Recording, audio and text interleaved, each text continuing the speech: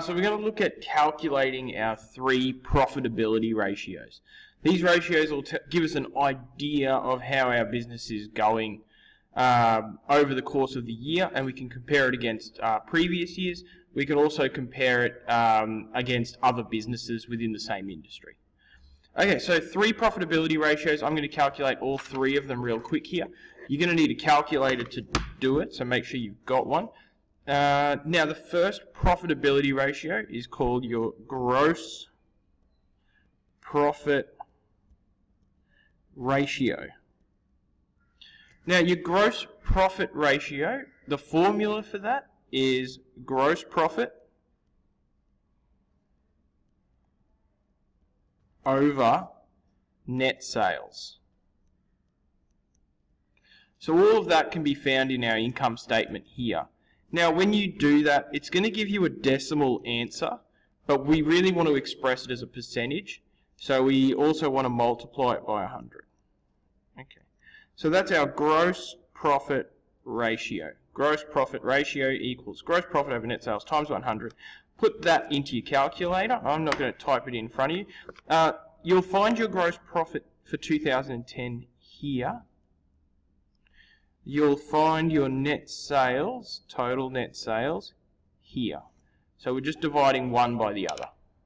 Okay, so I've done that and I get an answer of 88.78%.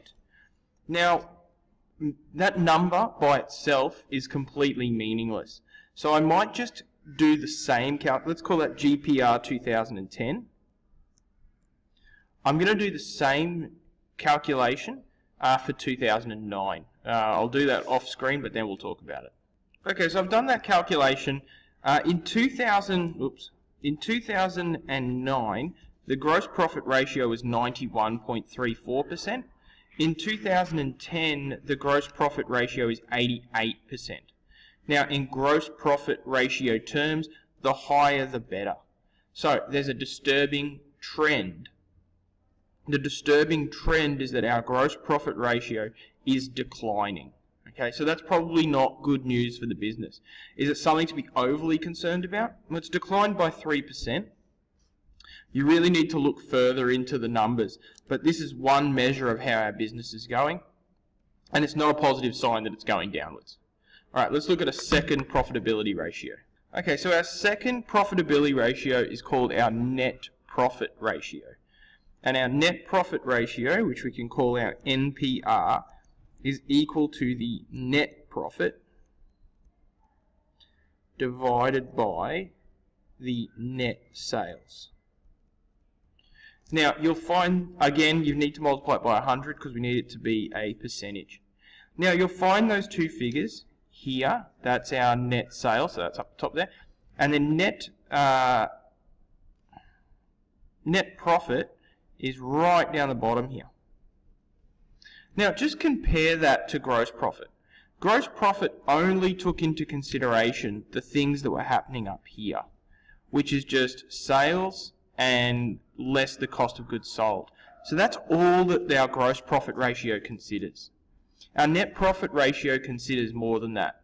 It doesn't just consider sales and how much it costs to buy the goods that you sold. It takes into account all the other expenses as well, all of these things. So if this if we get a different result here, we can sort of blame it on our other expenses.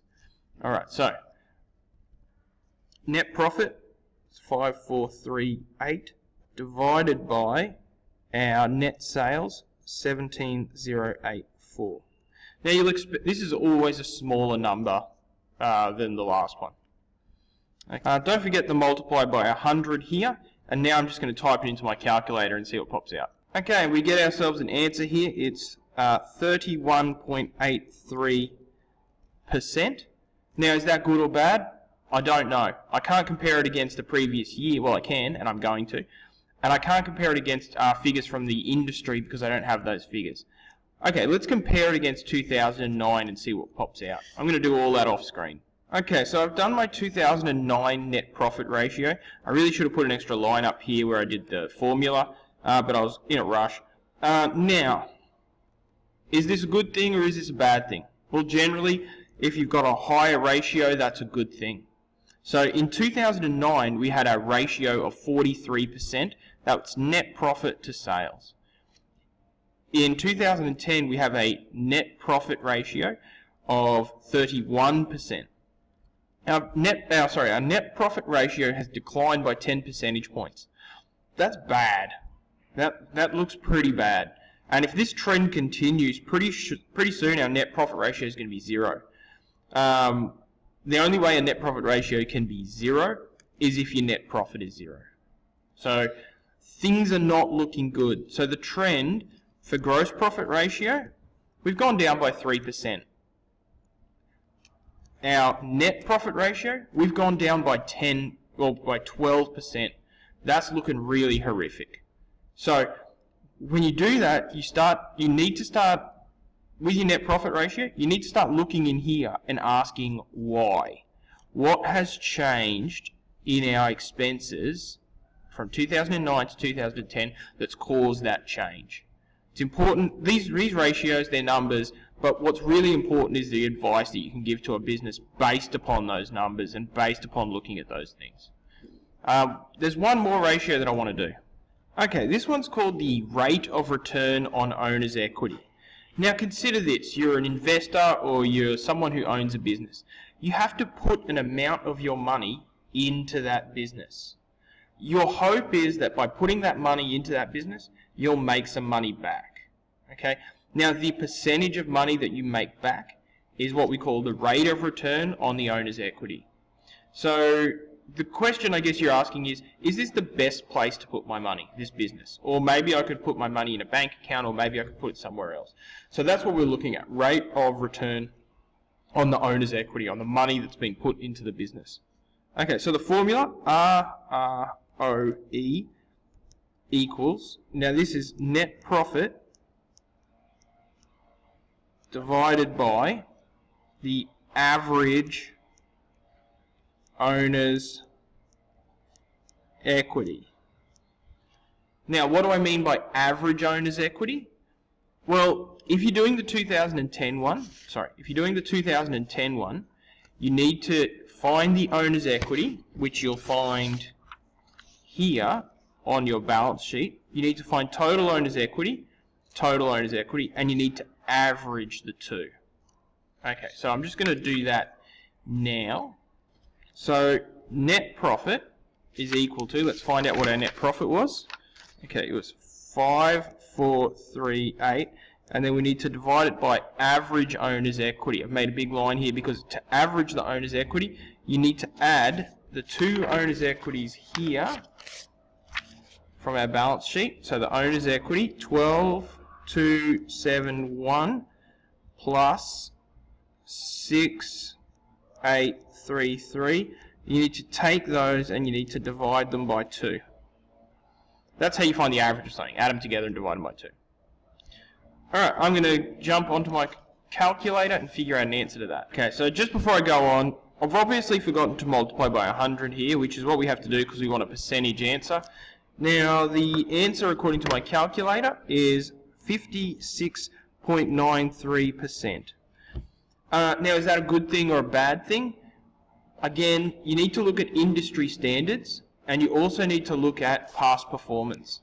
Now, unfortunately, our balance sheet doesn't extend into 2008, but if it did extend into 2008, I could find out my total owner's equity here. Now, I'm just going to put one in for the sake of it. Now, it looks like our owner's equity climbed dramatically from here to here, so I'm just going to assume that our owner's equity was slightly smaller here at 5,000. That's a big assumption, but in a test situation, you're going to have 3 columns, 2008, 2009, 2010. So you can do these kind of calculations. Okay, using that number, I'm going to calculate the rate of return on owner's equity over here. Okay, so I've put that into my calculator, and I get a rate of return on owner's equity of 121.47%. Now, as with all these, bigger is better. And you can see that from 2009 to 2010, our rate of return on our investment in this business has gone from 121% to 56.93%.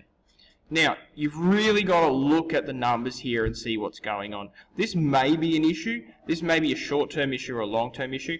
As we look at our balance sheet, it's clear that they've made a lot of purchases recently, land, buildings, furniture. So they might be pushing to expand, and they're hoping that in the following years that's going to allow their rate of return to climb back up again. So this may or may not be a big deal, but it is something that you need to explore and start and draw to your owner's attention. Okay, there are our 3 profitability ratios: gross profit ratio, net profit ratio, and rate of return on owner's equity.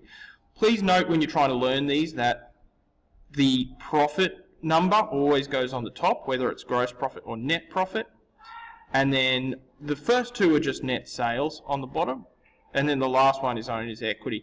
So it's not too hard to remember them, but make sure that you can remember all 3 of those formulas. You're going to need them. All right, that's profitability ratios.